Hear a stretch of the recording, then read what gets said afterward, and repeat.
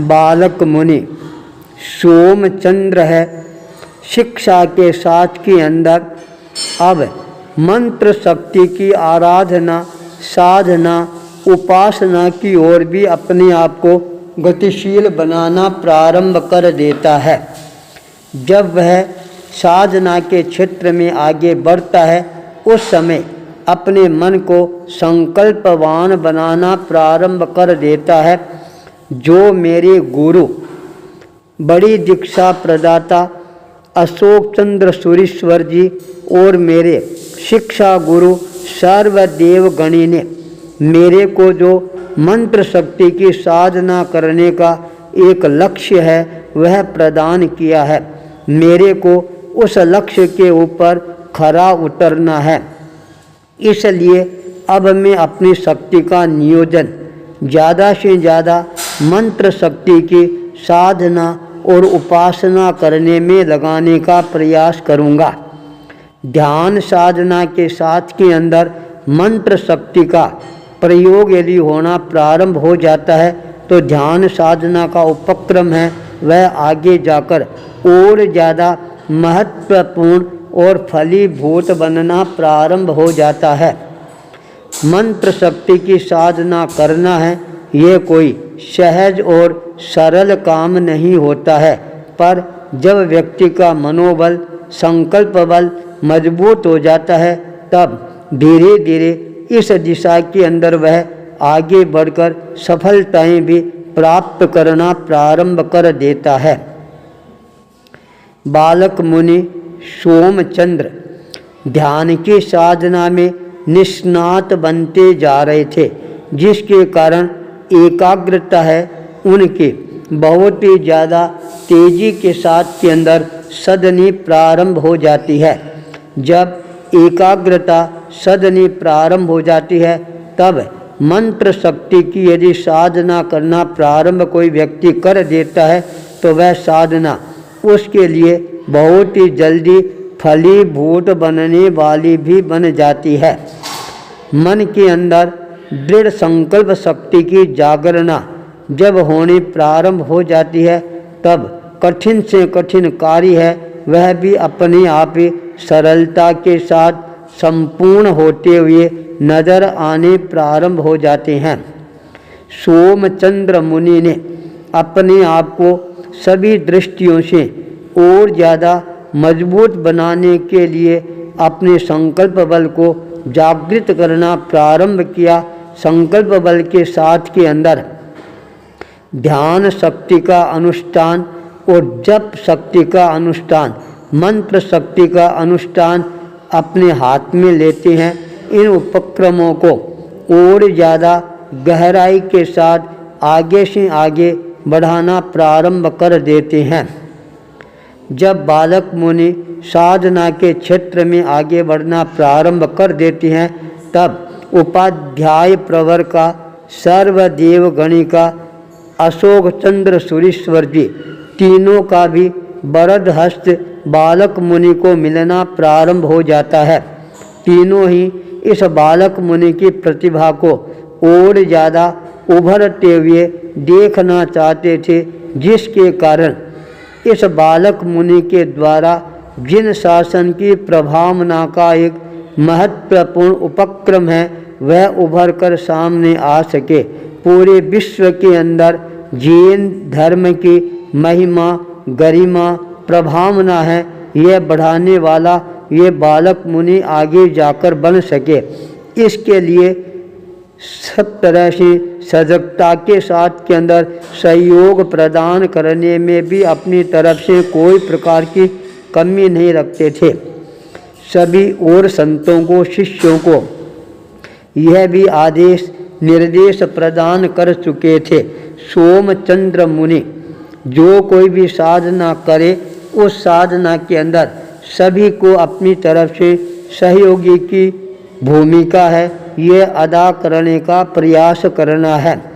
जितना हो सके उतना अपनी तरफ से हम सहयोग प्रदान करेंगे, तब ही ये बालक मुनि अपनी साधना के अंदर और ज़्यादा निष्णात बनने में सफलता प्राप्त कर पाएंगे। जब यह आदेश मिल जाता है, सभी संत जागरूक बन जाते हैं। साधना के समय उनके खान का, पान का, वस्त्रों का, सबका ध्यान रखना प्रारंभ कर देते हैं।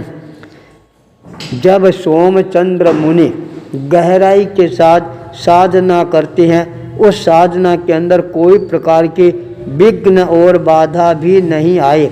इस दृष्टि से भी सुरक्षा के रूप के अंदर संत लोग सुरक्षा कवच बनाकर, घेरा बनाकर उनका सहयोग करना भी प्रारंभ कर देते हैं।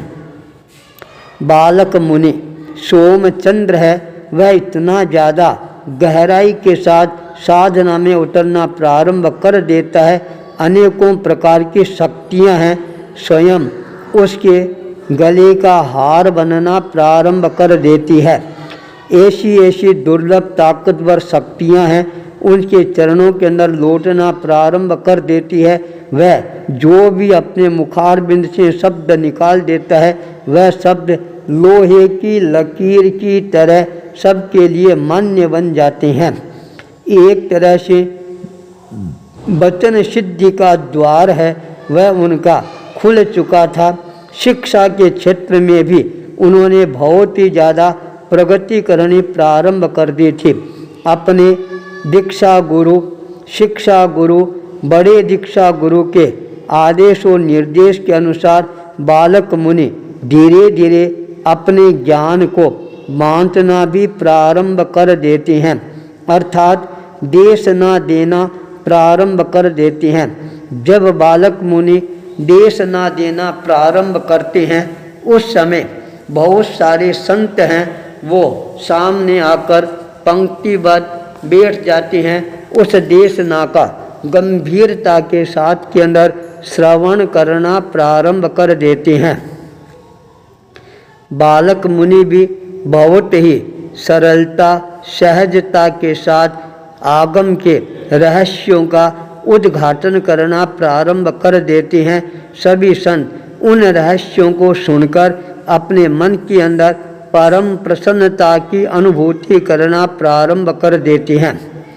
एक बार यह देशना का उपक्रम प्रारंभ हो जाता है, फिर यह उपक्रम बंद होने का भी नाम नहीं लेता है। धीरे धीरे बालक मुनि की प्रतिभा और ज़्यादा उभर कर निखर कर सामने आनी प्रारंभ हो जाती है, जिसकी चर्चा केवल पाटन शहर में ही नहीं, गुर्जर प्रदेश में ही नहीं, अपितु दूर दूर तक गुंजायमान होनी प्रारंभ हो जाती है। अनेकों अनेकों व्यक्तियों को जब यह पता लगता है पाटन शहर में बालक मुनि सोमचंद्र है, उसकी प्रतिभा जिसका लोहा सारा संसार है, वह धीरे धीरे मानना प्रारंभ कर चुका है।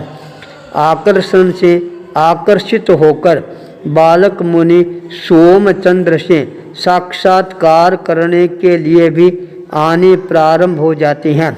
विद्वान से विद्वान लोग हैं, वो भी एक बार सोमचंद्र के सामने आते हैं। उसकी बुद्धि कौशलता को देखकर अपने आप ही अपना आत्मसमर्पण करने में भी अपनी तरफ से कोई देरी नहीं लगाते हैं। सोमचंद्र मुनि धीरे धीरे पूरे धर्म संघ के अंदर प्रभावशाली संतों के रूप के अंदर अपना स्थान स्थापित करना प्रारंभ कर देती हैं। जब देश न देना प्रारंभ कर देती हैं, तब धीरे धीरे बालक मुनि की प्रतिष्ठा है, वह एक तरह से उपाध्याय के रूप में प्रतिष्ठित होनी प्रारंभ हो जाती है।